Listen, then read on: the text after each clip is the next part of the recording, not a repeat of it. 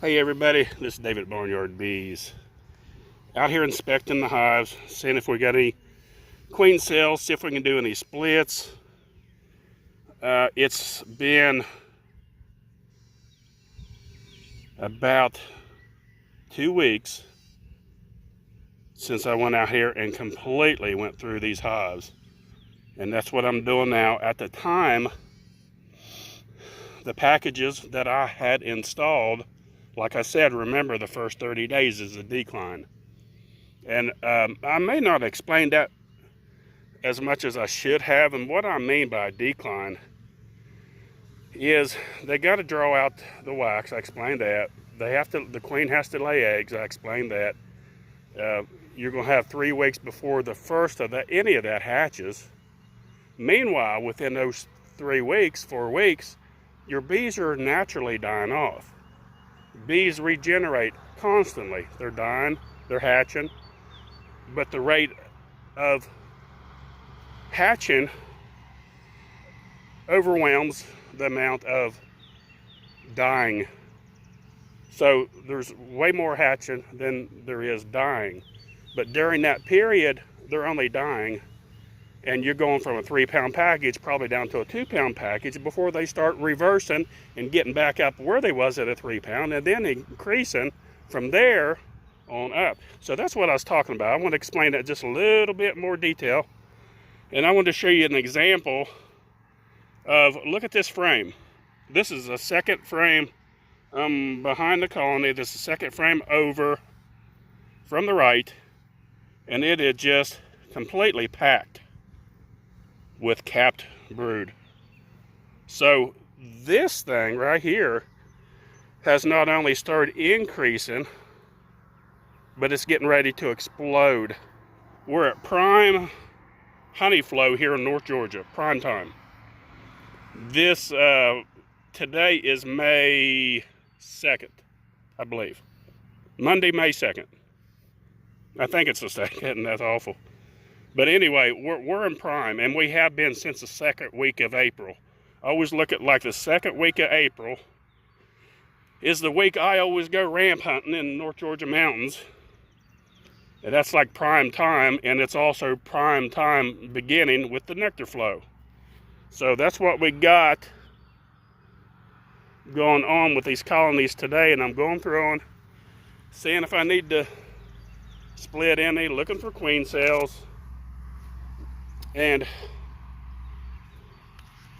I wanted to show the new beekeeper, if we come across the queen cell, how easy it is to do a split. The easiest way to do a split, well, the easiest way to do a split is to do what they call a walk-away split.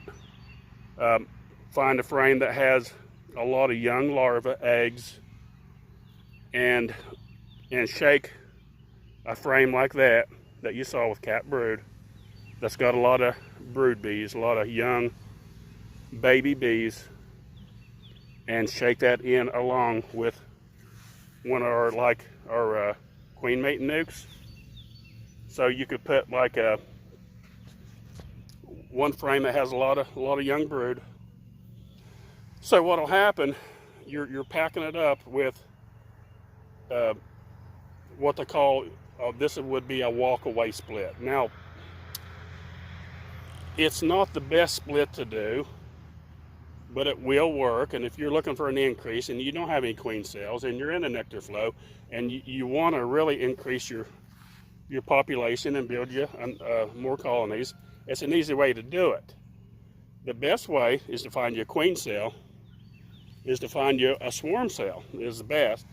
And I'll explain that later on between the supersedure and a queen cell or a swarm cell, where they're overpopulated and they're looking for expansion.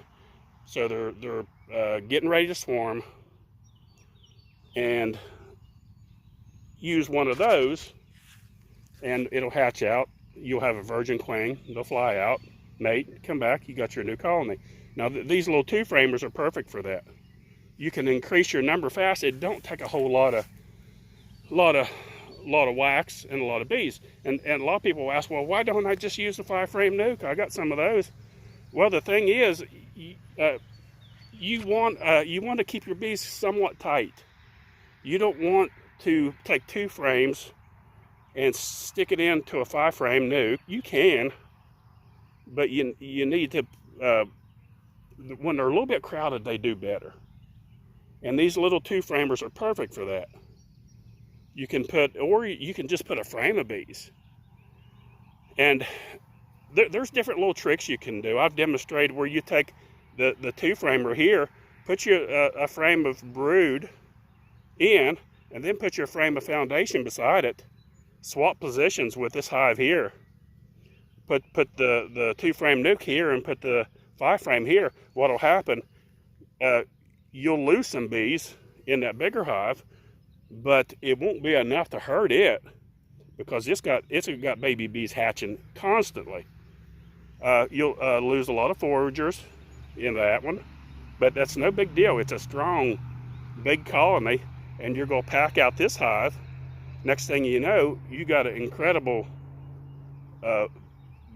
full-size 2-frame queen nuke, and you can just keep repeating this. You can go to another colony, do the same thing, and that works very well. Just thought I would stop for a second and explain that.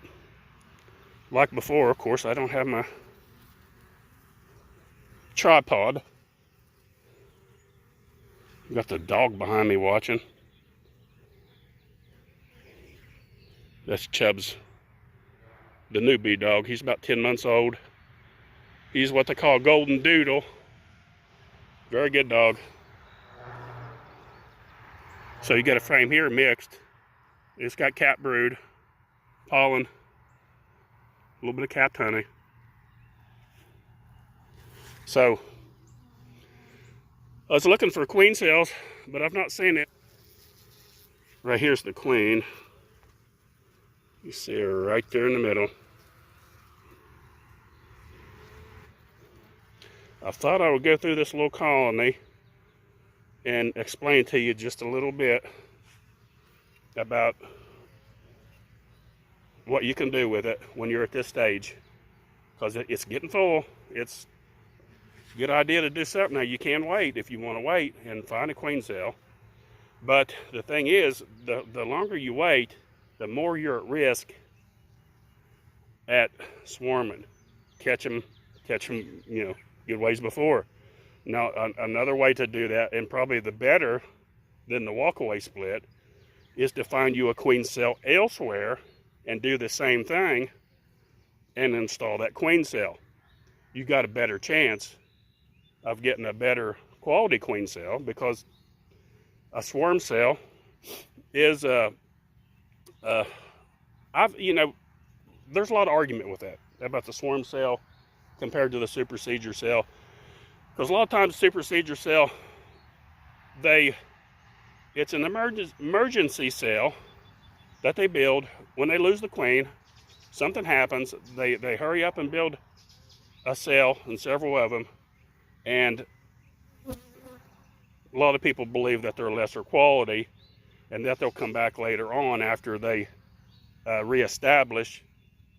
Then they'll build a swarm cell. But you look, I've raised them both, and I've had very good quality supersedure cells as well. You know, I always like putting my frames back in the same way they come out. You will avoid a lot of mistakes, a lot of squishing of bees. And see, that looked like that was tight. See how easy that went back in. So what I did when I went through this colony, I just pulled one frame out, put it to the side, and then start here, pull this out, look at it, put it back, and as I was putting it back, I had plenty of room to work all the way across. That's how I do it. It's that way, you know, there's only one frame. I have pulled them all out before, but for the new beekeeper, for somebody that, you know, and it's easy to get confused. You're like, oh, which frame did it went back in there? These frames are, the wax are made according to what's beside it. So they'll form it and frame it to the contour of the frame beside it, the wax beside it. Okay, if you mix that up, you may have one bulging and one dipping, or two bulging, and they're going to bump into each other, so they don't fit as good. And then also, when you pull out a frame, and I've heard people argue this, but I'm just talking from experience, and this is what I'm sharing with you. If you start in the center, it's not a good idea. For one reason, a lot of times your queen is more towards the center. It's her more favorite place to be. Most of the time, in general, you have more honey on the outsides. She don't tend to hang out there as much, and it's rare that she does. So by moving the outside frame, it gives you more room. You pull this frame out, check it out, look, make sure she's not on there. Put it to the side, and it gives you 4 frames left with 5 frames of space to move those frames over one by one. And then usually, I think just a second ago I found a queen here on frame number 4 from right to left. So when I put it back together, I just slide those over, slide that one in, it's perfect, and it fits perfectly. But I'm not a believer of pulling out the center frames. I just don't, if you've done it and got away with it and are okay with that, fine. But you're risking, I'm telling you, you're risking, because you're risking pulling, rubbing the sides on both sides coming up. And if she's on that center frame, and she's in on either side of that, and when you pull up, because like I said, the contours of these frames vary, and one part of that frame may bulge a little bit, and if it runs into a bulge on this frame coming up, and that queen happens to be there, she's done. You smash her, and I've done that years ago. And I learned very fast, you're more efficient, more successful by pulling the outside frame. Now, I don't always start from right and go to left. It depends. I look for the most room. If this frame is bulging really bad, then I'll go to this side. It's just easier. Whichever frame's easiest to pull out, start there, and either go left to right or right to left. But just remember which direction that you started, and then those frames will go back in there very neatly. Now I know I've rambled on. Sometimes I get started on something and I can just keep going and going, and I guess that's a good thing. But anyway, just a little information from Barnyard Bees. The video may be a little bit long. I'll edit it down a little bit. But don't forget, folks, if you need packages, BarnYardBees.com, beekeeping supplies, BarnYardBees.com. Check us out. Don't forget, help share our videos, help spread them around, especially to the new beekeeper, because we focus a lot on the new beekeeper, because we feel that they're the ones that needs the help the most, and that's reasons why I do that, because I feel there's enough people out there trying to teach advanced grafting and stuff like that that most beekeepers will never even probably do, but I'm glad they're out there teaching that. But I feel, and I always have, that I should focus more on the new beekeeper and encouraging beekeepers to get started and how to get started. So that's why I do what I do. But anyway, don't forget, click on the little bell, like and subscribe. Thanks for watching. BarnYard Bees.